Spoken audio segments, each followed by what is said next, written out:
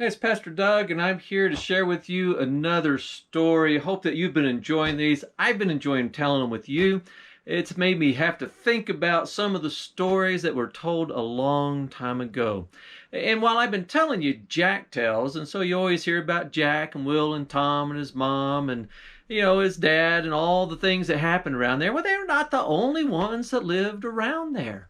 Why, there was another family not far away, and they had three girls. Why, the littlest one they called Jill, and the next one older, why, they called Roberta, and the oldest one of all, why, they called her Julianne.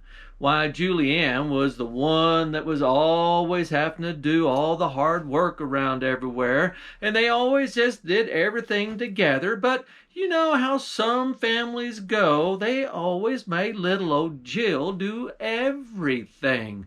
Why, them two older girls were always making their chores her chores, and why, little old Jill just didn't know no better. She was always wanting to please, and always wanting to help, and always wanting to be involved, and if her sisters were doing it, she was wanting to do it too, and so she ended up just doing about everything in the whole place.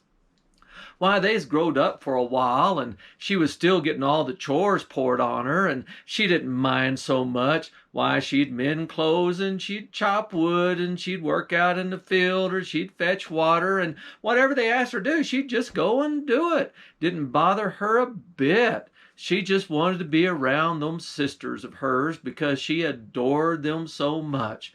But them sisters weren't very kind to her. Why, they was pretty awful to her, in fact, and there got to be a time when they was old enough that they was wanting to get out and go and seek their fortune, see what they could do and where they could go and what adventures they could get into. And of course little old Jill wanted to go too. Why, Roberta had told her, "Oh, you don't want to go. You just stay here and you'll get to work and be happy. Why, you don't want to go where we're going." Well, things was a-going along pretty good for 'em until they had a terrible time.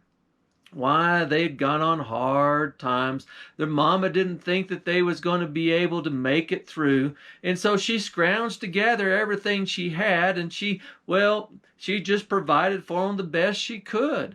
They'd had a cabbage patch, and she gave the older girls those cabbages, and why, she gave little old Jill a case pocket knife. Why, Jill put that pocket knife in, and she just didn't think nothing else about it. But she was kind of getting hungry too, so she went over to her sisters to see if she could have some of them cabbages, and of course they wouldn't share. Didn't want her to have none at all. They just sat out there and lived on the land, and poor little old Jill, she had to do the best she could to get by, while her mama and their daddy had gone off into town trying to get themselves a job. Why, they has gone for days and weeks. It got to the point that them girls had eat up all the cabbage, and little old Jill had just survived on what she could find, and them girls decided they was just going to go seek their own fortune. And Jill wanted to go, but they didn't want her to go, and so they said, "Well, you can go with us if you take this sieve and take it down to the creek and you bring it back full of water." Of course, they thought they was giving her an impossible job, and so she took that sieve down there and she just put it down in the water, and when she picked it up, all the water would pour out of it. She didn't know what she was going to do until this little old bird showed up, and it started to sing a song, and while it was singing a song, the words that came into Jill's mind were to sop it with clay and put on moss. Why, she thought, that's a great idea, and thanked the bird for it. And then she just sure enough put some clay inside that sieve, filled it full of moss, got up there and was able to carry a whole sieve full of water, brought it right back to the place where they was a living, and them sisters knew that they were just going to have to let her go now, because, well, she did what they didn't think they could do. So they got themselves together and went on down the road. And as they was a-going along, them girls spied a little old wood shack, and they had no idea. They just called Jill over to it. They didn't want her around anyway, and they just pushed her right on into it, locked it from the outside, and took off running. Why, poor little Jill didn't know what she was going to do. She tried to get on that door and get it open, but it was a latch from the outside. She was just miserable to herself until she heard a voice. It was the voice of an old fox that had come around there. It said, "Who's in that shed?" And Jill said, "Oh, it's just me. I want to get out of here." He says, "Oh, I bet you do. Why don't you just undo the latch and get out?" She said, "Oh, I'd love to, but the latch is on the outside. Can't you see it?" That old fox looked up and said, "Oh, sure enough, I see it, but I don't know if I can do much about it." "What are you going to give me if I help you out?" Fox is always trying to get something. And so Jill just thought to herself and said, "Oh, I'll give you the good old goose egg, and I'll give you the gander with a great big old neck." And that fox eyes got right open, hit that latch and got her out. He says, "Well, where's the goose? Where's the goose?" He says, "Oh, I'll show you where." So she just walked him out to a field, pointed out where the geese were, and that fox took off a-running, and Jill took off after her sisters. They looked around, and sure enough, there she come up the road, and they couldn't believe it. They couldn't get rid of that little old girl. But they knew what they was going to do. They just have to figure out some way to get on without her and find some other way to get rid of her. Well, it got toward the end of the day, and they was looking for a place to sleep, and they come across an old house, and as they got up to it, they just hollered in and says, "Hey, is there anybody there to let us sleep the night?" Why, this big old woman come out, and she just looked down at them little girls and says, "Oh, you can stay here." They're like, "Oh, good. We brought our helper with us." They just sort of pointed out to Jill, and they said, "She'll do all the work for you." That old woman says, "Well, I like the sound of that more and more. You guys just come right on in."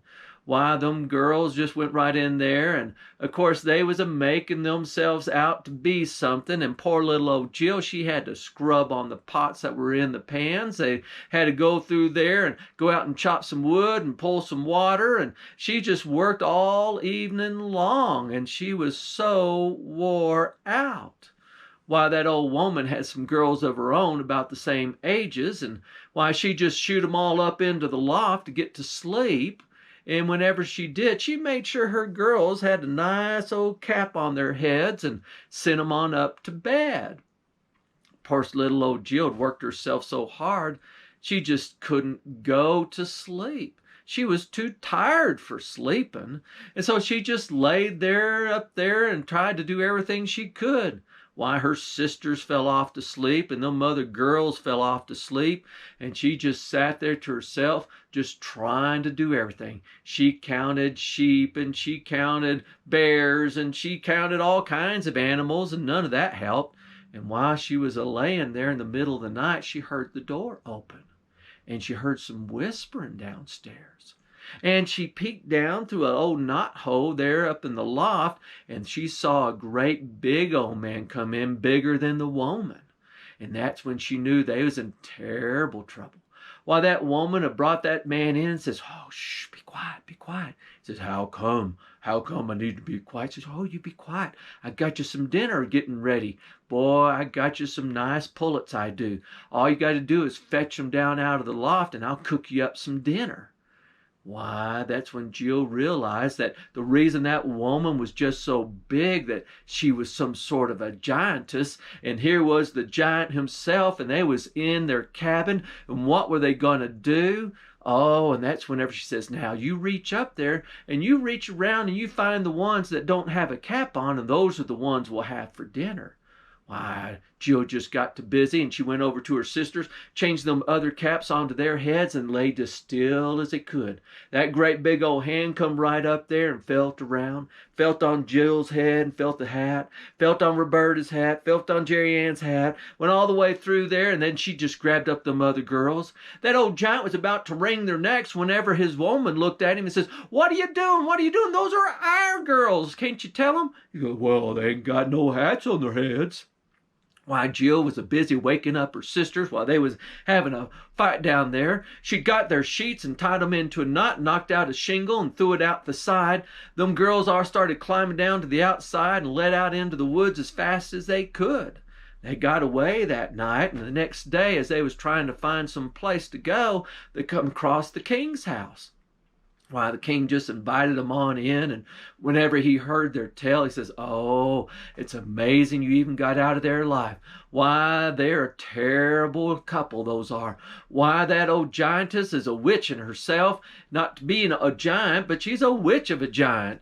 And that old man, why, he's a terror around here. I've been trying to get my men to get rid of him, but he's just too ornery and rascally and big for them to do anything about it. I sure do need a giant killer around here. You guys wouldn't be willing to go and get him, would you?" Well, Jill's older sisters had been a bragging how they was the one that had got him away and come up with the ideas, and old Jill just kept her mouth silent. And so the king got them two girls and sent them on back to see if they could get rid of those two. But instead of going there, as soon as they was out of sight, they lit out and started to seek their fortunes somewhere else, and they was a glad to themselves that they'd finally got themselves rid of little old Jill. Why, poor Jill just stayed there at the king's house and did whatever that she could do, and pretty soon word got back that that giantess and giant was still causing trouble, and the king was just wishing somebody would go out there and get rid of them. And old Jill said, "Well, I don't really know too much about giants, but I know lots of ways to get people away. Seems that people was trying to get away from me my whole life, and I might be able to help." And so the king sent little old Jill out there to see what she could do. Why, she took with her a big old sack full of salt. And when she got out there to the cabin, why, she just climbed right up onto the top of it, got up there close to the chimney where she could see straight on down into the fire, and there was a great big old cauldron just a-boiling and a-cooking down there. Why, she knew her plan was a good one. She just took a little bit of salt and just dropped it down that chimney, and then took a little more salt and dropped it down that chimney, until she had made that soup just as salty as it could be. When that old giant got home that evening, his old lady said, "Oh, I got you a good soup, just like you like it. Been cooking all day." He said, "Oh, it smells good. It smells good. You sure are nice to me." Why, he got over there and he started to get him a spoonful out of that cauldron, and sure enough, he said, "Oh, this is salty. This is terrible. What are you trying to do to me? Poison me with salt?" She says, "Why, I never did hear such a thing. I put not a drop of salt in it." "Oh, yes, you did. You must have poured a whole gob of it in there. There's a terrible evidence. They got a fighting and hearting with each other. And then whenever the old lady tasted it herself, she was able to say, 'Oh, it is full of salt. What's going on there?' And they got to fighting and hiring and biting and pushing out there. Why, that old woman was saying that she hadn't done it, and he was insisting that she was, and they was a fighting and a biting and a poking and a pulling, and finally that old woman says, 'Oh, if you're going to be this way, I'm out of here. I'll be gone and you'll never see me again.' And she let out and she got outside and she was gone, and they never did see her again, nor her girls that she took with them. All that was left was that old giant. Jill thought that she had done pretty good to get one of them away, and she was trying to figure out how to get the giant gone too, whenever she stepped on an old shingle that cracked. That old giant knew somebody was up there. He went outside and looked around and spotted Jill. She'd run to one side, he'd run to the other. She'd run to the other, and he'd run back. She tried to get away, but he finally reached up and grabbed poor little old Jill and just got him in my hands. And she says, "Oh, no. What are you going to do with me now?" He goes, "Don't know what I'm going to do with you now." He says, "Oh, whatever you do, don't put me in a sack. Why, if you put me in a sack and then you beat me on it, why, I'd cry like cats and dogs, and my bones would break like dishes. Oh, you wouldn't want to do that to me." And that giant says, "Oh, that's the very thing that I'm going to do." And he put her in a sack and tied it up and went out to find himself a big old stick of some sort that he could make him a club out of, because giants love to beat stuff with clubs. And so while he was away, Jill reached down in her pocket and pulled out that knife that she had been given. Why, she cut a little bit of a strip, and whenever she got out, she got around the house, and she got the old giant's dog inside there, and she got the old giant's giant's cats in there. She put in a bunch of dishes and stuff like that and got it tied up real bad. And sure enough, by the time that old giant got back in there, she was hiding back in a corner. That old giant picked up that bag and says, "Oh, this is going to be good." Took it out to the front porch, took up that big old club and started to beat it down. And them cats went, "Meow! Woo, woo, woo, woo, woo." He said, "Sure enough, dogs and cats, you're going to get it." And he said, "Boy, that sure does sound like a dog and a cat." Why, Jill was making her way off. And she got out to the outside, and then sure enough, that old giant said, "I'm going to check on her," and opened it up, and seen his own dog and his own cats, and they come a-running and a-jumping and a-going this way and that way. And that old giant says, "Oh, you've made a fool of me. I know you're around here somewhere, and I'm going to get you." Why, Jill started to running.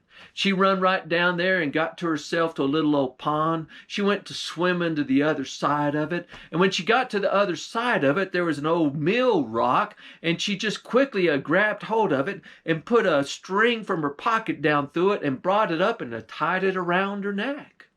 Why, when that old giant got up there and realized where they're at and seen her on the other side, said, "Well, how'd you get over there so quick?" And she said, "Oh, surely you don't need someone to teach you how to cross a lake so fast. Oh, I just took this millstone and tied it around my neck, and I just skipped it across the lake and ended up over here." Why, the giant says, "Oh, I never heard of such a thing. That's a great idea." And so he got himself a great big old stone, started picking out the middle of it like a big old millstone, put him a rope down in through it, tied it around his neck, skipped it right out there in that lake, and it just pulled him into the middle of it and sunk down to the bottom.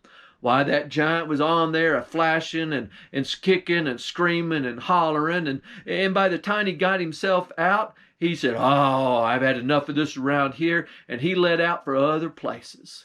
They don't know if they'd ever come back, and as far as they know, is that old giant and that old giantess got together on another mountain in another place. But whenever Jill told the king her story and how she got rid of them from their mountain, why, he was mighty excited and proud of her.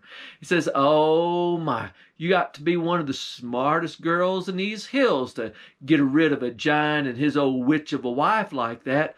Why, I'll tell you what, whenever your mama and daddy get back to that place, they sure are going to be proud of you, and we'll be able to hear about the great things that you'll do one day." And that's the end of that.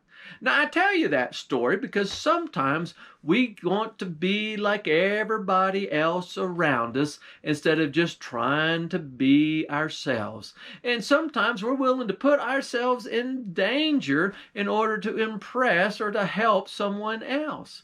But whenever we just be ourselves and use the tools and talents that God has given us, we'll be able to do things that no one ever imagined, and it'll always be good. And that's the end of that.